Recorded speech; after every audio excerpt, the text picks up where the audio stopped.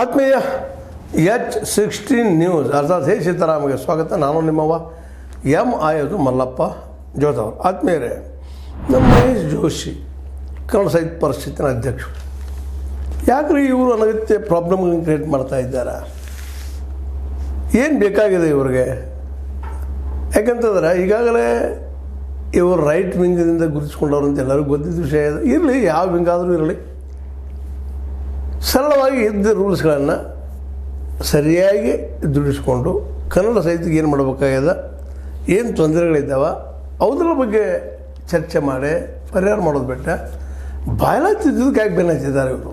ಹೀಗಾಗಿ ಇವತ್ತು ಅನೇಕ ಸಾಹಿತಿಗಳು, ವಿಮರ್ಶಕರು, ಸಾಹಿತ್ಯ ಬಗ್ಗೆ ಪ್ರೀತಿ ಇದ್ದಂಥವರು ನಿಜವಾಗಿಯೂ ಬೀದಿ ಇಳಿದು ಹೋರಾಟ ಮಾಡುವಂಥ ಪ್ರಸಂಗ ಬರ್ತದೇನೋ ಅಂತ.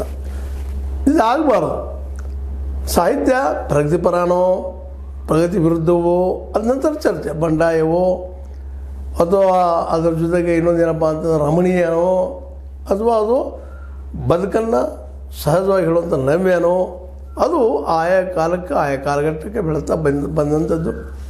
ಆ ಸಾಹಿತ್ಯವನ್ನು ರಕ್ಷಣೆ ಮಾಡ್ಕೊಂಡು ಹೋಗುವಂಥದ್ದು, ಮುಂದುವರ್ಸ್ಕೊಂಡು ಹೋಗುವಂಥದ್ದು, ಹೊಸ ಸಾಹಿತ್ಯಕ್ಕೆ ಹಿಂಬು ಕೊಡುವಂಥದ್ದು, ಸಾಹಿತ್ಯಗಳೊಂದಿಗೆ ಈ ಒಂದು ಸಾಹಿತ್ಯ ಪರಿಷತ್ತನ್ನು ಜೋಡಿಸಿಕೊಂಡು ಒಂದು ದೊಡ್ಡದಾಗಿ ಇಡೀ ರಾಜ್ಯಕ್ಕೆ ಕನ್ನಡ ಉಳಿದ ಜೊತೆಗೆ ಕನ್ನಡ ಸಾಹಿತ್ಯ ಉಳಿಸುವಂಥ ಕೆಲಸಕ್ಕೆ ಹಾಕ್ಬೇಕಂತ ಮಹೇಶ್ ಜೋಶಿ ಅವರು ಬಾಯಲಾಗ್ತಿದ್ದು ಹೊರಟಿದ್ದಾರೆ. ಒಟ್ಟಿನಲ್ಲಿ ತಮ್ಮದೊಂದು ನಡಿಬೇಕಪ್ಪ, ಇನ್ನೊಬ್ರದ್ದು ಯಾರ್ದು ಇಲ್ಲಲ್ಲ, ನಾನೂ ಒಬ್ಬ, ನಾ ಹೇಳಿ ಕೇಳಬೇಕು ಅನ್ನುವಂಥ ಮನಸ್ಥಿತಿ ಬಂದಿದ್ದಾರೆ ಅವರು.